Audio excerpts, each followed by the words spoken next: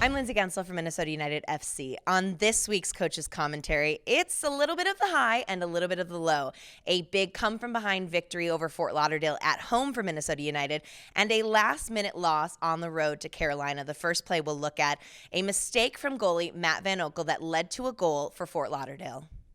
This was a good example. The momentum can shift pretty quickly in a soccer game. We're playing really well at home to start the game, creating chances on top, and in a blink of an eye, we think a pretty innocuous play where we, having dealt with their clearance, and the ball goes back to Maddie. If you watch Maddie's first touch, he kind of goes backwards and then forward to clear it. He just doesn't read the speed of their forward.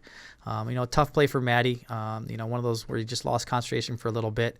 But again, a good play by their forward to read, Maddie's touch. I think this, the game is back and forth a little bit, and this is just an example. The easy example here is the losing the ball in a bad spot and getting caught in the dribble, and they can come back at you in the box right away. So I think Brian Collin will put his hand up and say that's just a poor decision and poor play by me. But the bigger play is Maddie here had made a big mistake earlier in the game, and you just watch how he wants to make sure he keeps the team in it. And I think that's an example of his fortitude and attitude to say, hey, I made a mistake earlier in the game. I got to make sure our team stays in this thing.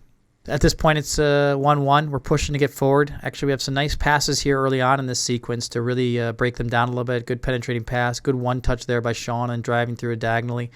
Another penetrating pass, which is good. But from this point, where's our width coming from? Where are we going to get the ball wide and get in the box or get at him to get a shot? And again, I think we force it too much in the middle here, and we really can't create a chance. So late in the game here, we really are attacking, driving forward, going for the win, and give so much credit to the guys for this, never giving up. Here's a great corner kick. They deal with the first one, and Simone has a great touch here to fake the cross, come back again, and his cross is outstanding.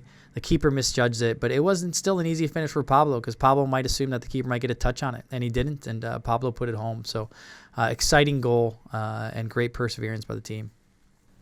Here we are, away to Carolina, first few minutes of the game. Really like our willingness to get the ball back in play, get it moving right away.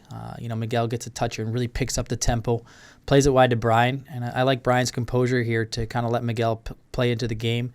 Max Griffin makes a nice run away from the ball. Taka gets it, another good touch, one touch, and then boom, shot. Great goal. So great sequence for us, some good tempo, some good movement, good touches, and well-deserved finish by Simone.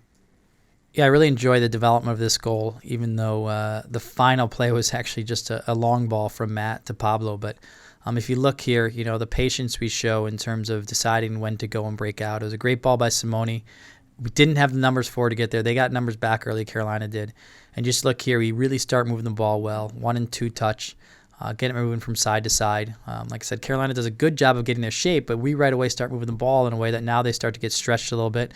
And yes, they're closing us, but they're also maybe their shape isn't quite as tight and compact as they want it to be.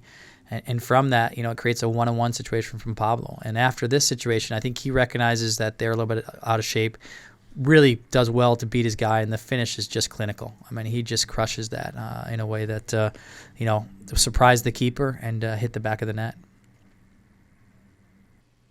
Up 2-1 late in this game, trying to see it out the right way. We hadn't kept possession like we'd like. And then right here, if you watch this play, our defending is just not what it needs to be. We have to be tighter. We have to be closer. We have to push our lineup when the ball gets switched, particularly right here when it's in the air. We should be shifting quicker, getting ready. Everything's too lax and too sluggish.